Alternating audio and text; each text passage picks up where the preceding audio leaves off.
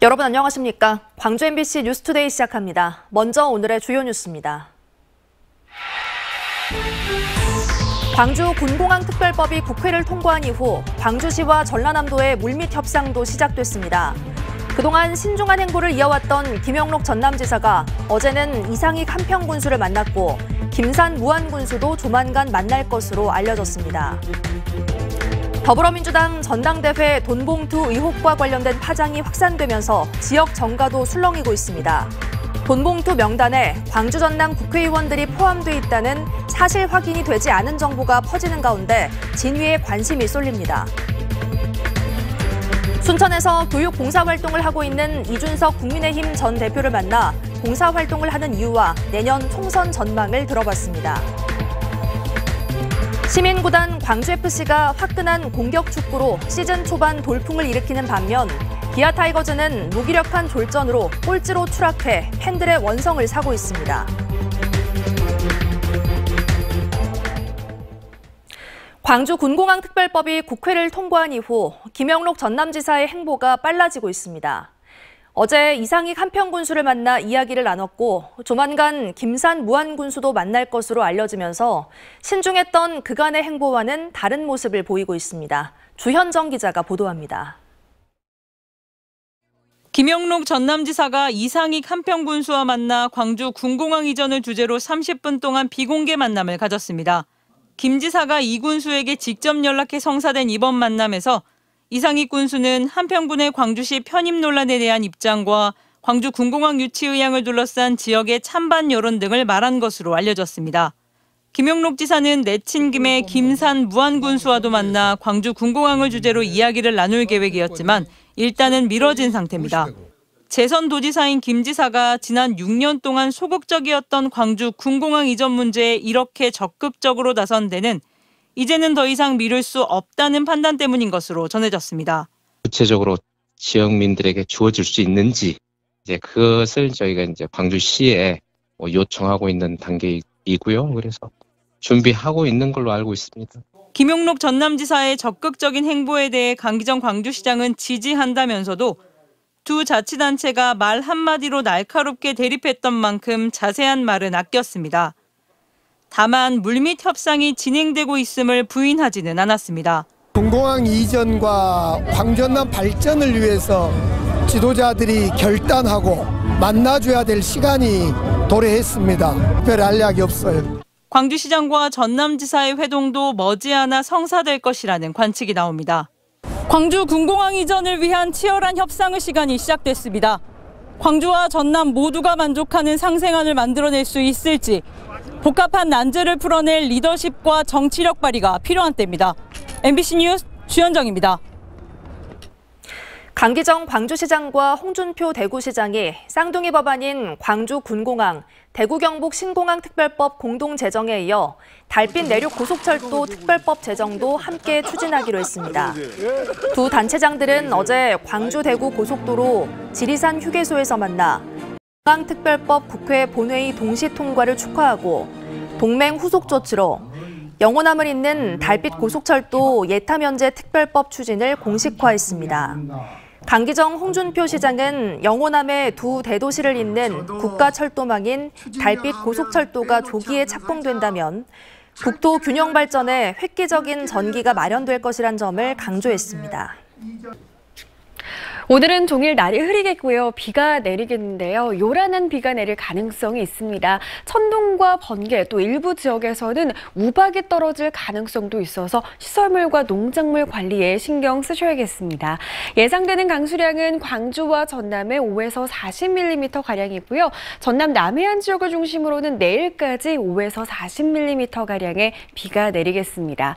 오늘 비도 비지만 무엇보다 강풍이 예상돼서 주의하셔야겠습니다.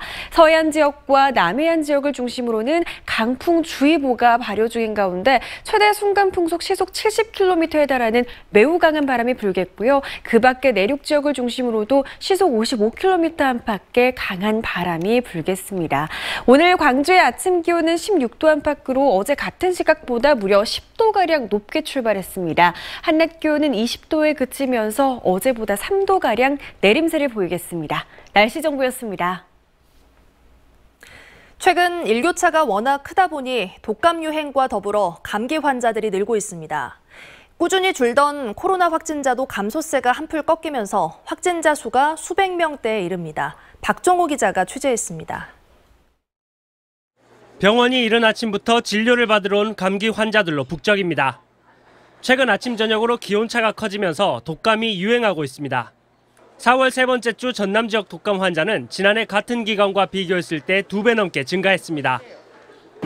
아침에 이제 어머니 집에 들렸더니 기침을 너무 많이 하시고 이렇게 폐 있는 쪽에 소리가 조금 들리는 것 같더라고요. 그래서 독감이 아닌가 싶어서. 성인뿐만 아니라 요즘 감기에 걸린 아이들도 급증하고 있습니다. 흔히 눈곱감기라는 호흡기 바이러스가 유행하고 있는데 주요 증상은 결막염과 발열 등입니다. 눈곱 이게 있잖아요. 양쪽에 다. 눈을 뜨면 엄마 눈 아파 이렇게 이 정도로. 그래 보면 아주 하얀이 아주 이렇게 끼어 있고 그다음에 밤에 또 열도 나더라고요. 그래 저녁에 어쩌녁에 또 응급실 한번 또 갔다 왔어요. 눈곱 감기는 특히 전염성이 큰 만큼 수건 나눠 쓰기 등 다른 사람과 분리 조치가 반드시 필요합니다. 예, 요즘에 이제 열을 동반하면서 기침, 가래, 콧물이 나오는데 특별히 눈곱이 끼는 그런 감기가 유행합니다. 이런 가운데 코로나19 확진자 수도 올 들어 감소 추세를 보였지만 3월 이후에는 하루 평균 300~400명이 꾸준히 나오고 있습니다.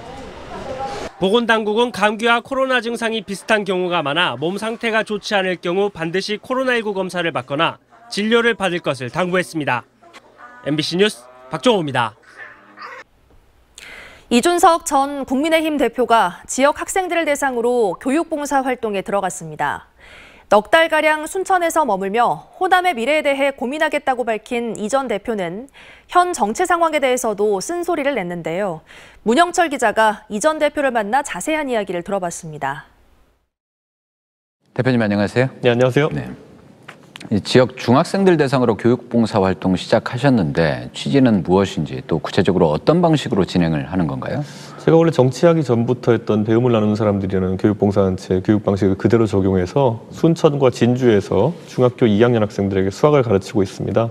순천과 진주 같은 경우에는 순천의 순천대학교, 진주의 경상대학교 같은 좋은 지역의 대학이 있기 때문에 이 대학생들 위주로 이제 단체를 결성해가지고 지역의 학생들을 가르치고 이게 또 몇 년 지나면 선순환 구조가 될 거거든요. 그렇기 때문에는 지역에 큰 활력이 되지 않을까라는 기대 때문에 시작해보게 되었습니다. 네, 이번 교육봉사 활동의 목적은 뭔가요? 그러니까 단순히 학습 지도만이 아니라 학생들에게 전하고 싶은 메시지도 좀 있습니까? 저는 제 세대에서는 적어도 미래를 이야기하고 싶습니다. 그래서 저도 제가 호남 지역과 직접적인 연고는 없는 사람이지만은 이 지역의 미래에 대해 가지고 관심을 가지고 있고 여기에서 뭔가 같이 지역의 인재들과 뭔가 이뤄보고 싶다는 생각이 있거든요. 이 지역에서 본인들이 살아가면서 필요한 것들이 무엇인지 또 나중에 본인 나이가 들게 되면은 또 이 학생들 같은 경우에도 순천에 부족한 것을 느낄 거 아닙니까?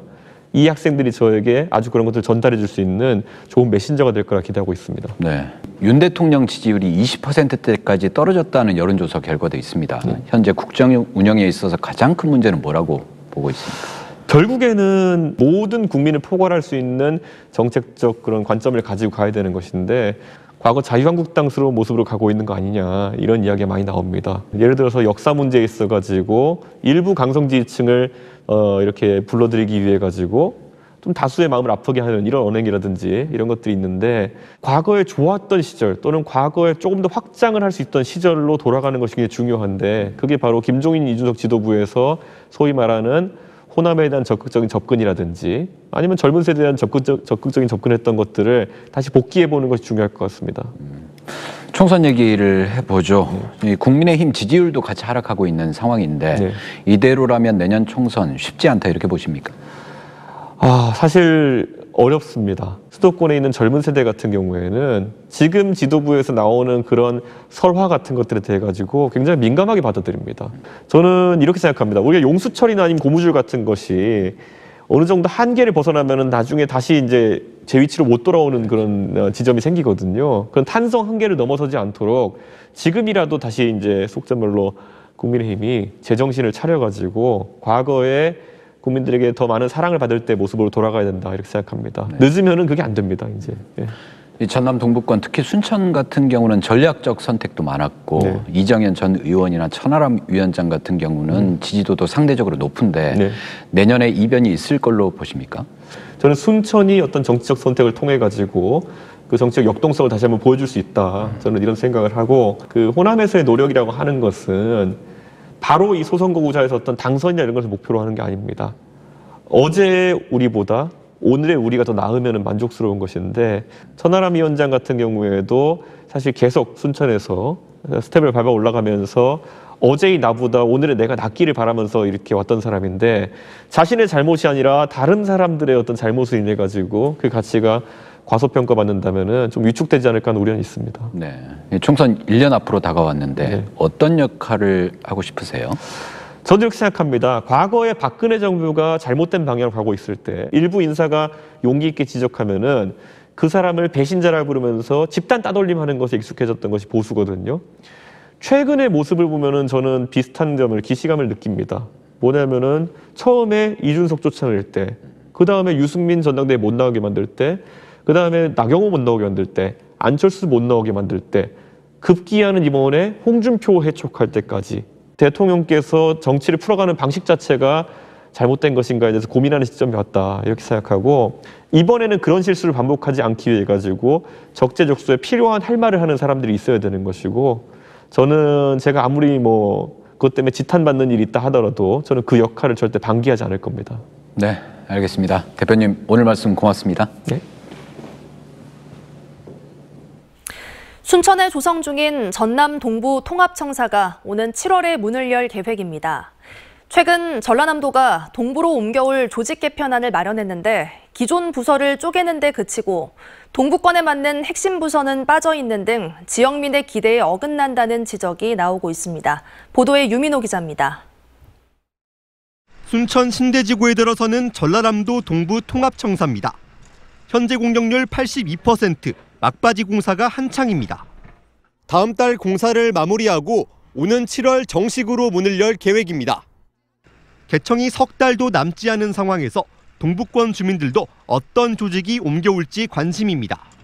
산단과 제철소가 자리했고 해양, 정원 등을 갖춘 관광도시 특성에 맞게 경제와 관광을 아우르는 부서가 이전해야 한다고 말합니다. 지역 경제를 활성화시킬 수 있는 지역 경제과라든가 지금 같은 민원 같은 거를 해결할 수 있는 부서. 서남권보다는 이쪽 그 동남권 정도 훨씬 그 관광 인프라가 더 좋잖아요. 하지만 부서 이전을 앞두고 전라남도가 내놓은 조직 개편안이 윤곽을 드러내면서 지역 반발 기류가 확산되고 있습니다. 전라남도가 마련한 안에 따르면 기존 동부본부에 있는 환경산림국이 환경국과 문화 관련 2개 부서를 더한 문화산림휴양국으로 쪼개집니다. 여기에 일자리 경제본부와 여순사건 지원단이 이전하는 것으로 알려졌습니다.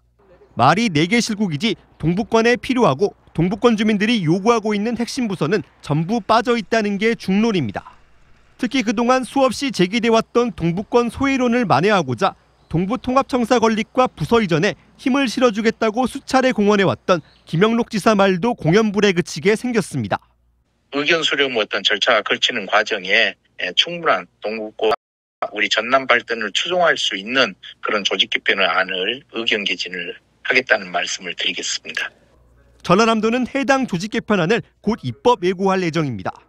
이 기간 도의회 등 지역사회 의견을 폭넓게 청취할 것이라고 밝히고 있지만 현실에 맞지 않는 구색 맞추기식 동부청사 개청을 두고 지역사회의 논란은 당분간 계속될 것으로 보입니다. MBC 뉴스 유민호입니다. 더불어민주당 전당대회 돈봉투 의혹 파장이 확산되면서 지역 정가도 술렁이고 있습니다. 사실 확인이 되지 않은 찌라시 형태의 연루된 국회의원들의 명단이 돌고 있는 가운데 이정근 전 사무부총장과 윤관석 의원이 지난 2021년 나눈 육성 녹음에 이어 사실 확인되지 않은 정보가 퍼지면서 이 명단의 진위 여부와 파장 범위에 정치권이 촉각을 곤두세우고 있습니다. 5.18 기념재단이 전국 공공도서관 1,200여 곳을 전수조사한 결과 360여 곳에서 5.18을 왜곡하거나 폄훼하는 도서 등을 보유하고 있다고 밝혔습니다.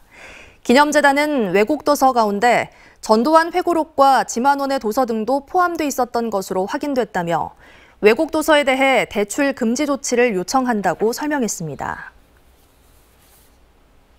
학교에서 학생을 때리고 피해 학생의 학부모를 성추행한 학교 관계자가 벌금형을 선고받았습니다. 광주지법 형사 11부 고상영 부장판사는 지난해 양말이 더럽다는 이유로 아동을 라켓과 주먹으로 폭행하고 피해 아동의 어머니를 강제 추행한 혐의로 기소된 50대 학교 관계자에게 벌금 1,500만 원을 선고했습니다. 재판부는 상대적으로 열악한 지위에 있는 피해자들을 상대로 범행했고 용서받지도 못했다며 양형 이유를 설명했습니다. 음주운전으로 면허가 취소된 30대가 또다시 무면허 음주운전을 하다 사고를 내 경찰에 붙잡혔습니다. 광주 광산경찰서는 어제 새벽 6시쯤 광주 광산구 수안동의 한 도로에서 술에 취해 운전을 하다 경찰서 지구대 앞 시설물을 들이받은 혐의로 30대 남성을 붙잡아 조사하고 있습니다. 경찰은 피의자에 대한 음주 측정 결과 면허 취소에 해당하는 혈중 알코올 농도가 나왔다며 사건 경위를 파악해 피의자에 대한 신병 처리 방향을 정할 방침입니다.